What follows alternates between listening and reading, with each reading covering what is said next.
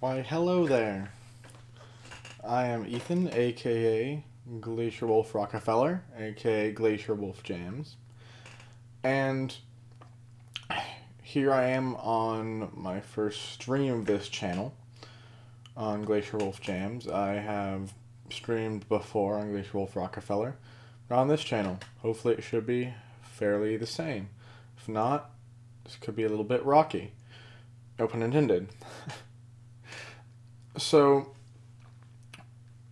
there's been some interesting stuff happening recently for me due to why I haven't uploaded on this channel in a while. And I've heard also in regards to this channel, I've kind of been trying to figure out what I want to do exactly. And so that's part of it. And I've pretty much figured out what I want to do now, I believe. I have an idea, at least, which is what this stream is. I have an idea to stream Magnus Chase and read it and do it that way and see how it goes. So I'm going to just start from the beginning and read through it. Here I have the book. I don't read with the cover on because it's hard for me to deal with, so I just read without it. So I'm going to start from the beginning, and let me know, comment, and let me know if you prefer the stream style of reading, which is totally informal, and which I am going to be messing up because it's live, and I'm sure you're going to be correcting me about pronunciations, which I love that. Sure, correct me. I may say, no, actually, this is the correct way to pronounce it, and prove you wrong by showing you the pronunciation guide, which I don't think is in the back of this book, but I think it starts in the second book for Magnus Chase. And speaking of, one more bit I want to mention before I get into reading is that the third and last Magnus Chase book in the trilogy just came out on Tuesday. And I've read it. I read it in 2 days. And I have been considering just going through the entire series now that they're all out. And there will be no spoilers after this third book has been out for a while. So I'm not going to spoil it for you while I'm reading it, obviously, in case you haven't read it. But if you didn't know, the third book is out as well, so you can pick that up if you've been reading Magnus Chase. If you haven't been reading it, then, well, I'm about to read it to you. And otherwise, you can go pick up the books at a bookstore or online, several places. And it's a trilogy, so all three of them are out now. Okay, so I'm going to get into reading. This will be nothing short of very difficult at times, and other times I'll probably just be breezing through this because it's a pretty easy read, especially in this first book. It's a little more complicated. The language gets harder in the second and the third books. It gets more adult in the way he writes it, and so I may have trouble if I go into the second and third books. I don't know yet. I do know that I do want to stream this first book, though, and I'm probably going to hold off on the formal recordings and formal audiobooks for the moment and just do the streams. It's much easier for me to do the streams. And it's actually less time consuming to read for an hour or two. And it automatically uploads to YouTube, then I don't have to do any editing. And that's way easier for me. But if you prefer the formal audiobooks, let me know. And I will probably end up continuing them anyway, but maybe I might have incentive to continue them sooner. As far as reading other books or doing other audiobooks, I'm just going to stick to what I've been doing, which is Magnus Chase for now, and not go off and read book series that not many people have heard of, because that's not going to be something people might want to hear at this point in time. Probably do it anyway at some point, but for now, I'm just going to do very popular Magnus Chase by a very popular author. He's fantastic. So let's get into it. Right at the beginning.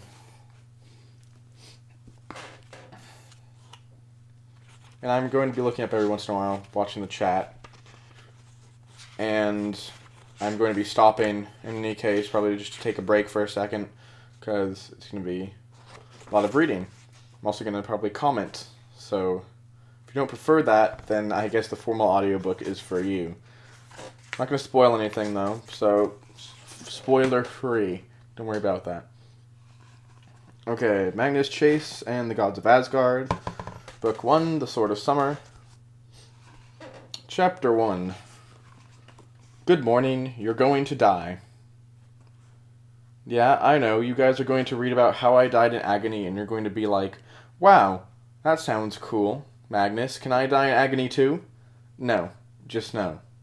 Don't go jumping off any rooftops. Don't run onto the highway or set yourself on fire. It doesn't work that way.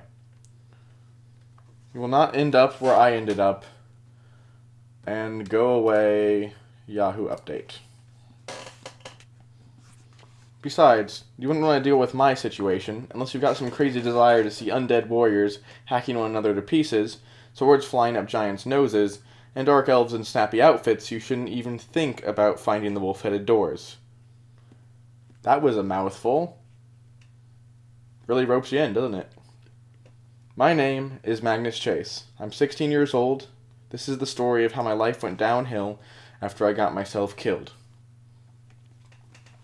My day started out normal enough. I was sleeping on the sidewalk under a bridge in the public garden when a guy kicked me awake and said, "They're after you." By the way, I've been homeless for the past 2 years. Some of you may think, "Aw, how sad." Others may think, "Ha-ha, loser." But if you saw me on the street, 99% of you would walk right past me like I'm invisible. You'd pray, "Don't let him ask me for money." You'd wonder if I'm older than I look, because surely a teenager wouldn't be wrapped in a stinky old sleeping bag, stuck outside in the middle of Boston winter. Somebody should help that poor boy. Then you'd keep walking. Whatever, I don't need your sympathy. I'm used to being laughed at. I'm definitely used to being ignored. Let's move on. The bum who woke me was a guy called Blitz. As usual, he looked like he'd been running through a dirty hurricane. His wiry black hair was full of paper scraps and twigs. His face was the color of saddle leather, and was flecked with ice. His beard curled in all directions. Snow caked the bottom of his trench coat where it dragged round his feet. Blitz being about 5'5", and his eyes were so dilated the irises were all pupil. His permanently alarmed expression made him look like he might start screaming at any second. I blinked the gunk out of my eyes. My mouth tasted like day-old hamburger. My sleeping bag was warm, and I really didn't want to get out of it. Who's after me? Not sure. Blitz rubbed his nose, which had been broken so many times it zigzagged like a lightning bolt. They're handing out flyers with your name and picture. I cursed. Random police and park rangers I could deal with. Truant officers, community service volunteers, drunken college kids, addicts looking to roll somebody small and weak. All those would have been as easy to wake up to as pancakes and orange juice. But when somebody knew my name and my face, that was bad. That meant they were targeting me specifically. Maybe the folks at the shelter were mad at me for breaking their stereo. Those Christmas carols have been driving me crazy. Maybe a security camera caught that last bit of pickpocketing I did at the theater district. Hey, I need money for pizza. Or maybe, unlikely as it seemed, the police were still looking for me, wanting to ask questions about my mom's murder. I packed my stuff, which took about 3 seconds. The sleeping bag rolled up tight and fit in my backpack with my toothbrush and a change of socks and underwear. Except for the clothes on my back, that's all I owned. With the backpack over my shoulder and the hood of my jacket pulled low, I could blend in with the pedestrian traffic pretty well. Boston was full of college kids, some of them even more scraggly and younger looking than me. I turned to Blitz. Where'd you see those people with the flyers?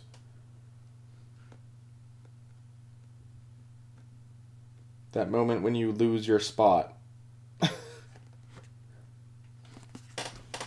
Beacon Street.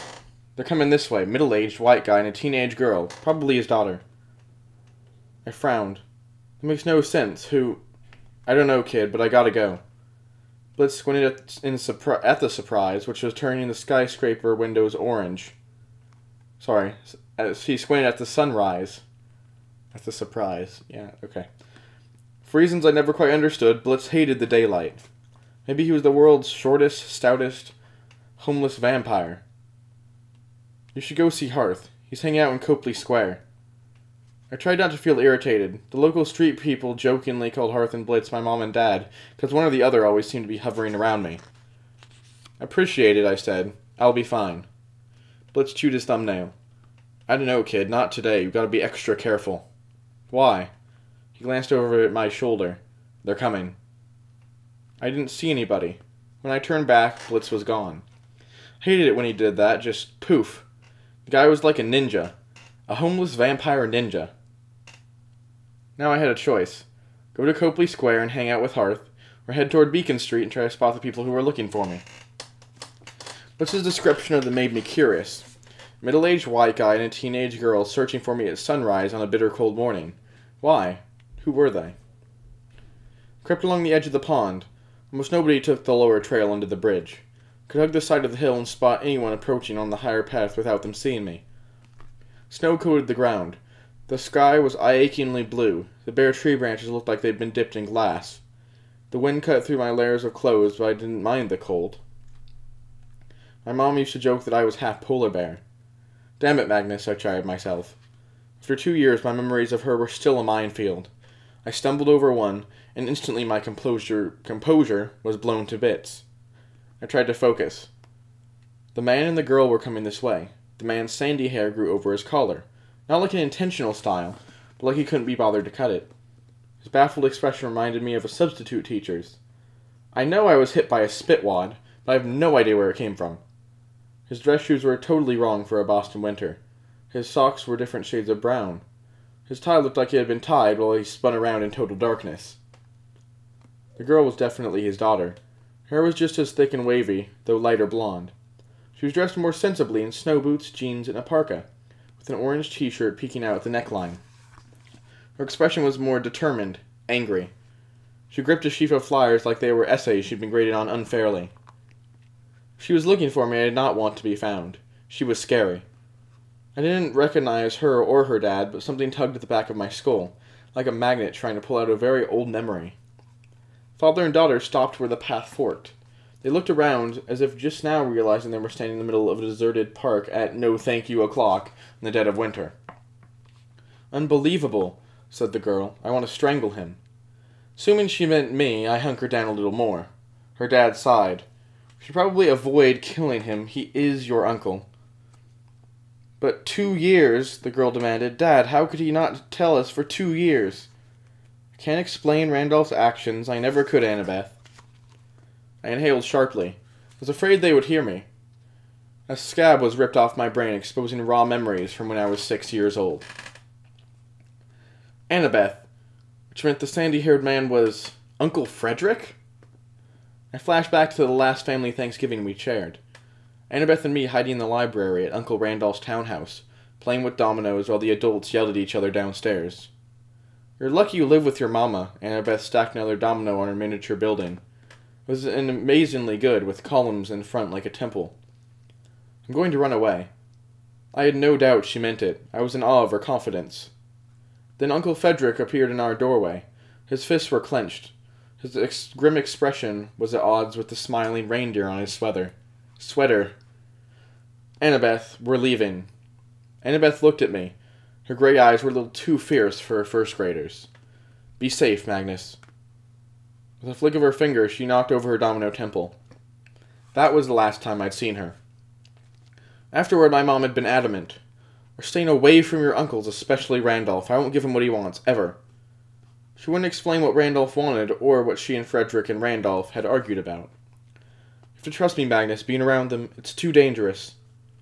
I trusted my mom. Even after her death, I hadn't had any contact with my relatives.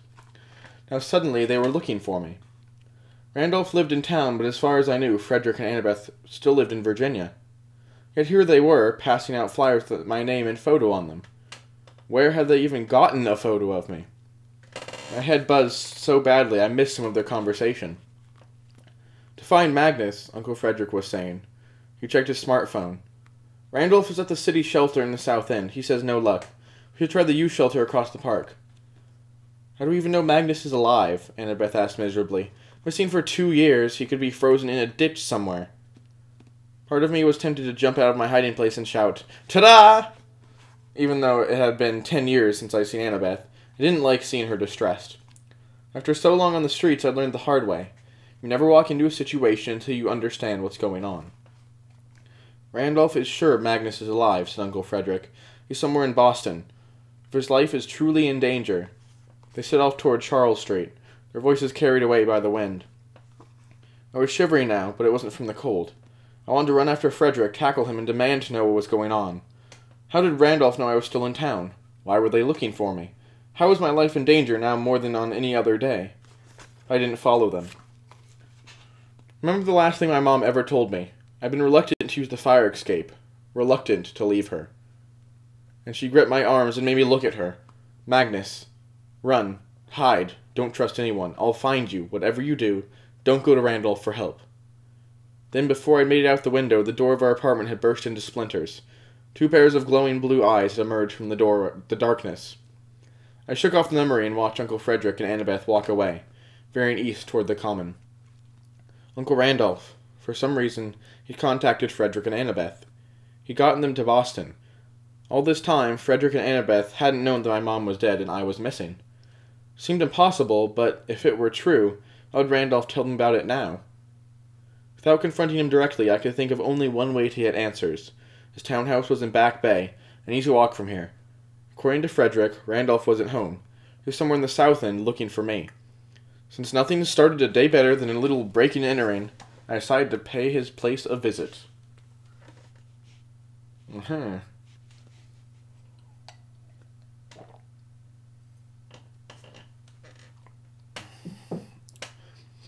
Every time I read this first chapter, I am re-struck with how this first chapter just pulls you in.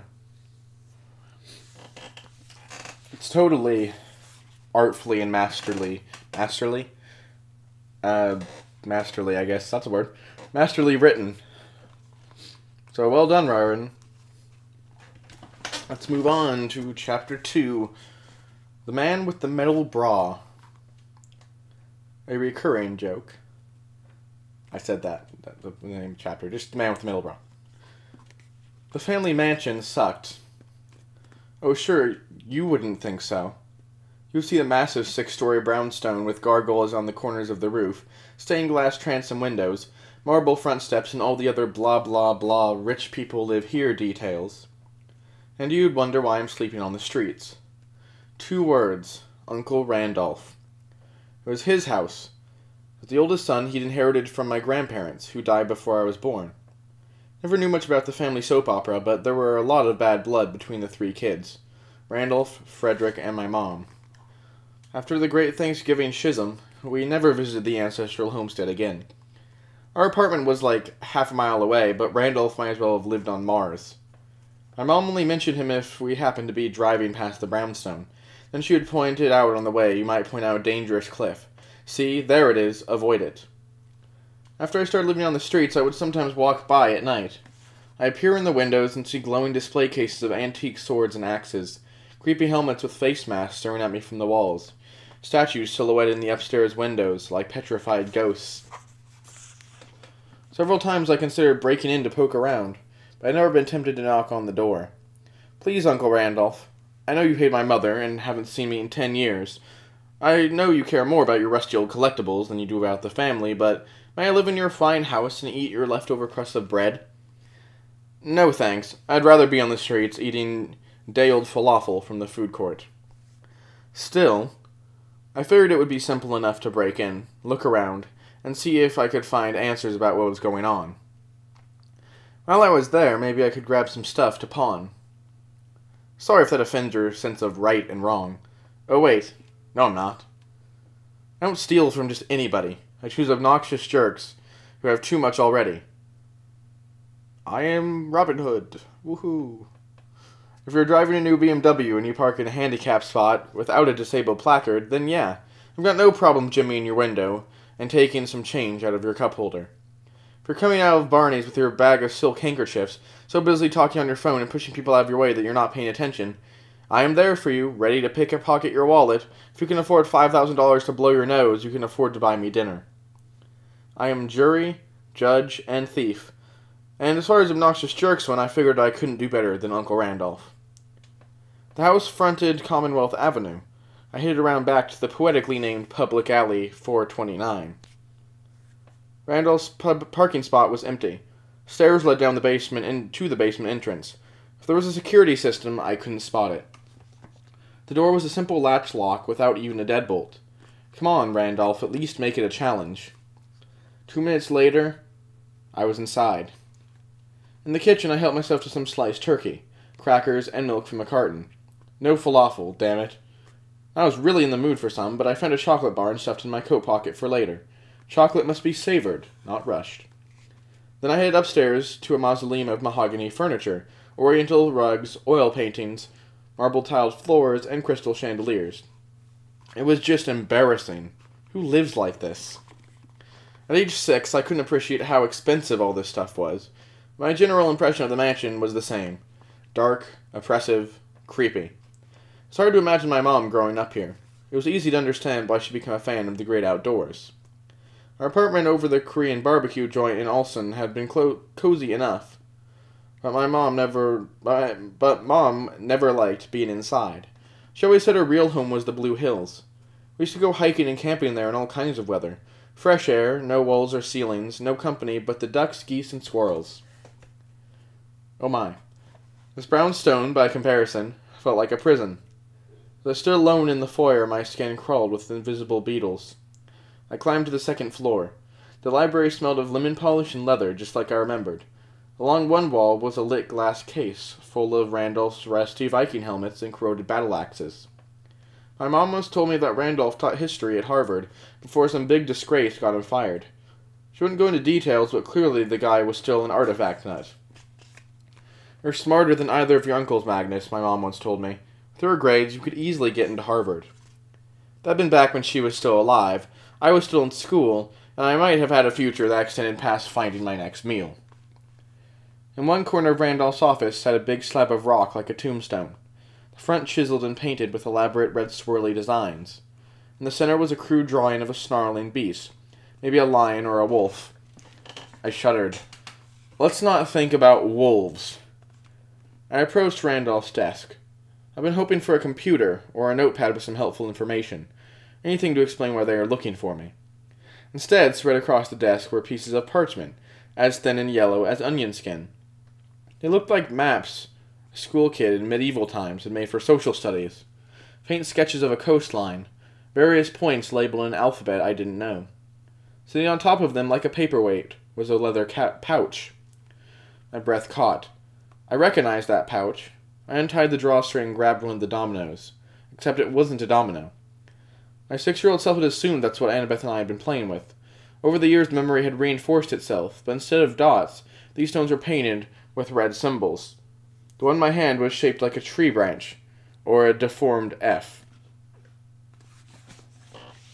We'll show you that, since you can't see it. Because the runes are quite cool in this series. So, there we go. We can just do this. Come on. Alright. I know it's going to be weird. You're seeing like a mirror thing. Anyway, so here it is. Fehu is the rune. Spoiler. Sorry. Told you the name of it. You don't know what it means, though. But, yeah. That's what the rune looks like. Like an F. And continuing. My heart pounded. I wasn't sure why. I wondered if coming here had been such a good idea. The walls felt like they were closing in. On the big rock in the corner, the drawing of the beast seemed to sneer at me, its red outline glistening like fresh blood. I moved to the window. I thought it might help to look outside. Along the center of the avenue stretched the Commonwealth Mall, a ribbon of parkland covered in snow. The bare trees were strung with white Christmas lights. At the end of the block, inside an iron fence, the bronze statue of Leif Erikson stood on its pedestal, his hand cupped over his eyes. Leif gazed toward the Charles Gate overpass as if to say, "Look, I discovered a highway." My mom and I used to joke about Leif. His armor was on the skimpy side, a short skirt and a breastplate that looked like a Viking bra. I had no clue why that statue was in the middle of Boston. I figured it couldn't be a coincidence that Uncle Randolph grew up to study Vikings.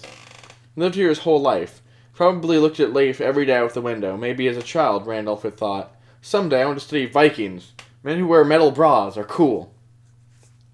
My eyes drifted to the base of the statue. Somebody was standing there, looking up at me. You know how when you see somebody out of context and it takes you a second to recognize them? In Leif Erikson's shadow stood a tall, pale man in a black leather jacket, black motorcycle pants, and pointy-toed boots. His short, spiky hair was so blonde it was almost white. His only dash of color was a striped red and white scarf wrapped around his neck and spilling off his shoulders like a melted candy cane. If I didn't know him, I might have guessed he was cosplaying as some anime character. But I did know him. It was Harth, my fellow homeless dude and surrogate mom. A little creeped out, a little offended. Had he seen me on the street and followed me? I didn't need some fairy god stalker looking after me. I spread my hands. "What are you doing here?" Harth made a gesture like he was plucking something from his cupped hand and throwing it away. After 2 years of hanging around him, I was getting pretty good at reading sign language. He was saying, "Get out." He didn't look alarmed, but it was hard to tell with Harth. He never showed much emotion. Reminds me of a Vulcan, if you know that reference to Star Trek. Whenever we hung out, he mostly just stared at me with those pale green eyes, like he was waiting for me to explode. I lost valuable seconds trying to figure out what he meant, why he was here when he was supposed to be in Copley Square. He gestured again, both hands pointing forward with 2 fingers, dipping up and down twice. "Hurry." "Why?" I said aloud. Behind me, a deep voice said, "Hello, Magnus." I nearly jumped out of my shoes. Standing in the library doorway was a barrel-chested man with a trim white beard and a skull cap of gray hair. He wore a beige cashmere overcoat over a dark wool suit. His gloved hands gripped the handle of a polished wooden cane with an iron tip. Last time I'd seen him, his hair had been black, but I knew that voice. Randolph. He inclined his head a millimeter. "What a pleasant surprise. I'm glad you're here." He sounded neither surprised nor glad. "We don't have much time." The food and milk started to churn in my stomach. Much time? Before what? His brow furrowed. His nose wrinkled as if he detected a mildly unpleasant odor. "You're 16 today, aren't you? They'll be coming to kill you." Well, if that doesn't stir up what the heck moments, then what does?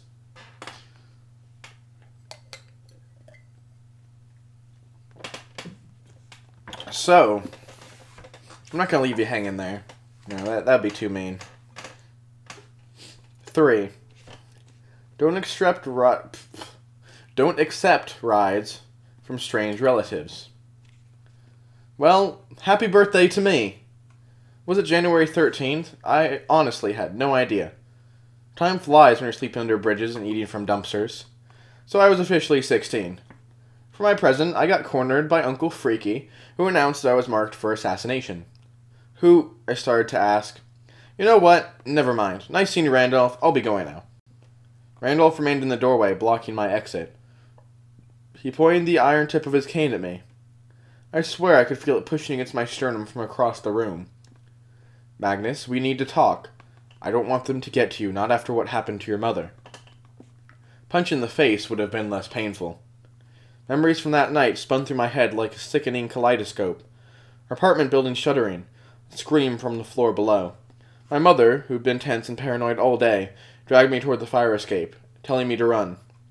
The door splintered and burst. From the hallway, 2 beasts emerged, their pelts the color of dirty snow, their eyes glowing blue. My finger slipped off the fire escape railing and I fell, landing in a pile of garbage bags in the alley. Moments later, the windows of our apartment exploded, belching fire. My mom had told me to run. I did. She'd promised to find me. She never did. Later on the news, I heard that her body had been recovered from the fire. The police were searching for me. They had questions, signs of arson, my record of disciplinary problems at school. Neighbors' reports of shouting and a loud crash from our apartment just before the explosion. The fact that I'd run from the scene. None of the reports mentioned wolves with glowing eyes. Ever since that night, I'd been hiding, living under the radar, too busy surviving to grieve properly for my mom. Wondering if I'd hallucinated those beasts, but I knew I hadn't. Now, after all this time, Uncle Randolph wanted to help me. I gripped the little domino stones so tightly it cut into my palm. You don't know what happened to my mom. You never cared about either of us. Randolph lowered his cane. He leaned on it heavily and stared at the carpet. I could almost believe I'd hurt his feelings. I pleaded with your mother, he said. I wanted to bring you here to live where I could protect you. She refused.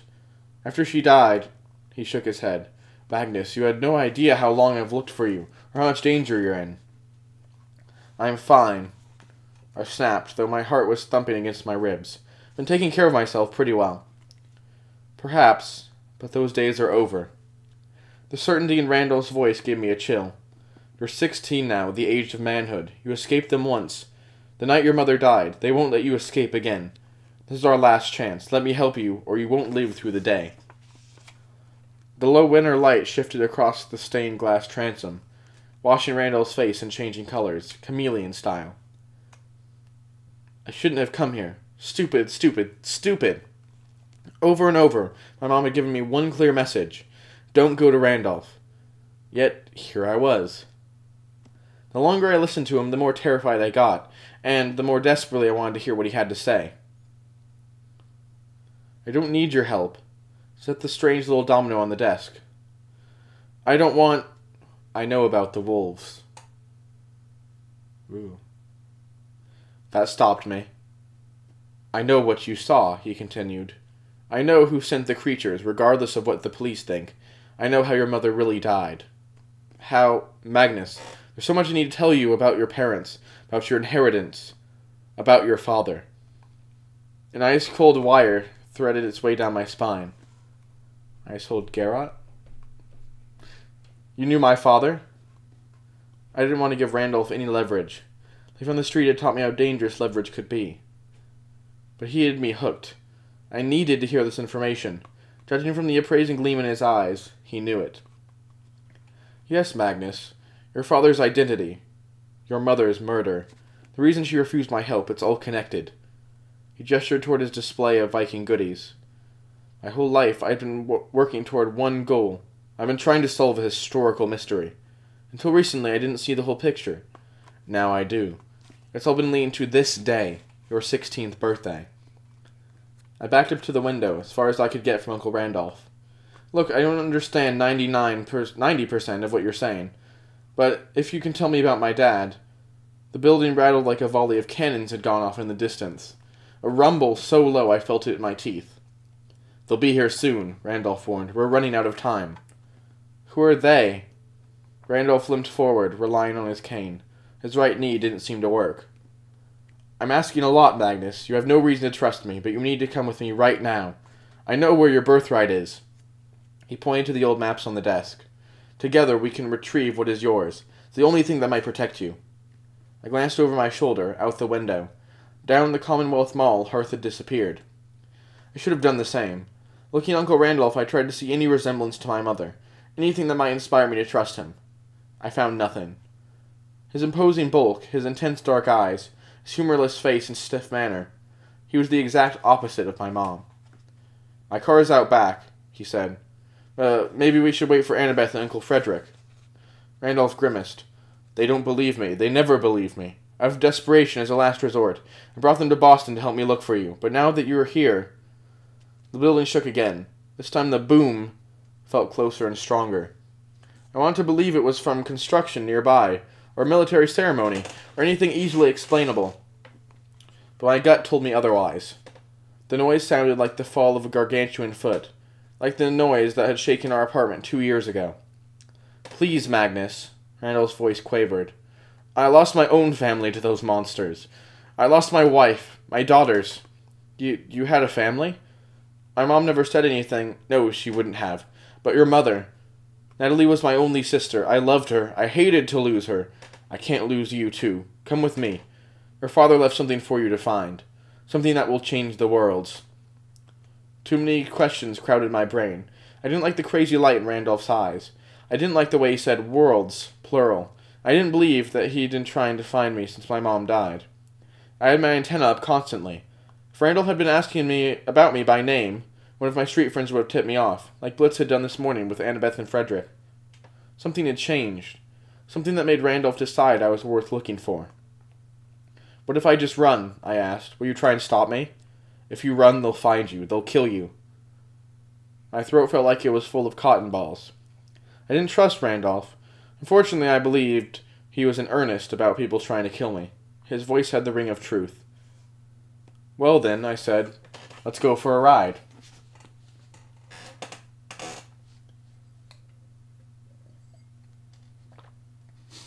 Magnus is hooked. I'm hooked. We're all hooked. Let's see where this goes. 4. Seriously, the dude cannot drive. You've heard about bad Boston drivers. That's my Uncle Randolph. The dude gunned his BMW 528i. Of course, it had to be a BMW. And shot down Commonwealth Avenue, ignoring the lights, honking other cars, weaving randomly from lane to lane. You missed a pedestrian, I said. You want to go back and hit her? Randolph was too distracted to answer. He kept glancing at the sky as if looking for storm clouds. He gunned the BMW through the intersection at Exeter. So, I said, where are we going? The bridge. That explained everything. There were like 20 bridges in the Boston area. I ran my hand along the heated leather seat. It had been maybe 6 months since I'd ridden a car. The last time it had been a social worker's Toyota. Before that, a police cruiser. Both times I'd used a fake name. Both times I'd escaped. But over the past 2 years, I'd come to equate cars with holding cells. I wasn't sure my luck had changed any today. I waited for Randolph to answer any of the nagging little questions I had, like, oh, who's my dad? Who murdered my mom? How did you lose your wife and kids? Are you presently hallucinating? Did you really have to wear that clove-scented cologne? But he was too busy causing traffic havoc. Finally, just to make small talk, I asked, so who's trying to kill me?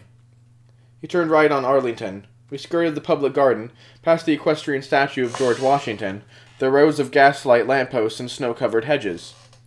I was tempted to bail out of the car, run back to the swan pond, and hide in my sleeping bag.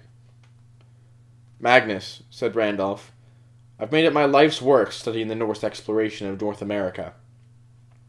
Wow, thanks, I said. That really answered my question. Suddenly Randolph did remind me of my mom. He gave me the same exasperated scowl, same look over the top of his glasses like, please, kid, cut the sarcasm. The similarity made my chest ache. Fine, I said, I'll humor you. Norse exploration, you mean the Vikings. Randolph winced. Well, Viking means raider. It's more of a job description. Not all Norse people were Vikings, but yes, those guys. The statue of Leif Erikson, does that mean the Vikings or the Norse discovered Boston? I thought the Pilgrims did that. I could give you a 3-hour lecture on that topic alone. Please don't. Suffice it to say, the Norse explored North America, and even built settlements around the year 1000, almost 500 years before Chris Columbus. Scholars agree on that. That's a relief. I hate it when scholars disagree. But no one is sure how far south the Norse sailed. Did they make it to what is now called the United States? The statue of Leif Erikson, was that the pet project of a wishful thinker in the 1800s? A man named Eben Horsford. He was convinced that Boston was the lost Norse settlement of Norumbega, their farthest point of exploration. Had an instinct, a gut feeling, but no real proof. Most historians wrote him off as a crackpot. He looked at me meaningfully. Let me guess, you don't think he's a crackpot? I resisted the urge to say, takes one to believe one. Those maps on my desk, Randolph said. They are the proof. My colleagues call them forgeries, but they're not. I staked my reputation on it. And that's why you got fired from Harvard, I thought. The Norse explorers did make it this far, he continued. They were searching for something, and they found it here. One of their ships sank nearby. For years I thought the shipwreck was in Massachusetts Bay. Sacrificed everything to find it. I bought my own boat, took my wife, my children on expeditions. The last time, the storm came out of nowhere. The fires. He didn't seem anxious to share more. But I got the general idea. He lost his family at sea. He really had staked everything on this crazy theory about Vikings in Boston. I felt bad for the guy, sure. I also didn't want to be his next casualty. We stopped at the corner of Boylston and Charles. Maybe I'll just get out here. I tried the handle. The door was locked from the driver's side. Magnus, listen. It's no accident you were born in Boston. Your father wanted you to find out what he lost 2,000 years ago. My feet got jumpy. Did you just say 2,000 years? Give or take. I considered screaming and pounding on the window. Would anybody help me? If I could get out of the car, maybe I could find Uncle Frederick and Annabeth, assuming they were any less insane than Randolph. We turned onto Charles Street, heading north between the public garden and the common. Randolph could have been taking me anywhere. Cambridge, the North End, or some out-of-the-way body dump. I tried to keep calm. 2,000 years. That's a longer lifespan than your average dad. Randolph's face reminded me of the man in the moon from the old black and white cartoons. Pale and rotund, pitted and scarred, with a secretive smile that wasn't very friendly. Magnus, what do you know about Norse mythology? This just gets better and better, I thought. Not much. My mom had a picture book she used to read me when I was little. Weren't there a couple of movies about Thor? Randolph shook his head in disgust. Those movies ridiculously inaccurate. The real gods of Asgard, Thor, Loki, Odin, the rest of them are much more powerful, much more terrifying than anything Hollywood could concoct. But they're myths. They're not real. Randolph gave me a sort of pitying look. Myths are simply stories about truths we've forgotten. So look, I just remember that I have an appointment down the street. A millennium ago, Norse explorers came to this land. Randolph drove us past the Cheers bar on Beacon Street, where bundled-up tourists were taking photos of themselves in front of the sign. I spotted a crumpled flyer skittering across the sidewalk. It had the word "missing" and an old picture of me. One of the tourists stepped on it. The captain of these explorers, Randolph continued, was the son of the god Skirnir. A son of a god? Really, anywhere around here is good. I can walk. This man carried a very special item, Randolph said. Something that once belonged to your father. When the Norse ship went down in a storm, that item was lost. But you have the ability to find it. I tried the door again, still locked. The really bad part? The more Randolph talked, the less I could convince myself that he was nuts. His story seemed to my mind. Storms, wolves, gods, Asgard. The words clicked into place like pieces of a puzzle I'd never had the courage to finish. I was starting to believe him, and that scared the baked beans out of me. Randolph whipped around the access road for Starrow Drive. He parked at a meter on Cambridge Street. To the north, past the elevated tracks of the Mass General T station. Then I will find where there's my place. Rose the stone towers of the Longfellow Bridge. That's where we're going, I asked. Randolph fished for quarters in his cup holder. All these years, it was so much closer than I realized. I just needed you. I'm definitely feeling the love. You are 16 today. Randolph's eyes danced with excitement. It's the perfect day for you to reclaim your birthright. But it's also what your enemies have been waiting for. We have to find it first. But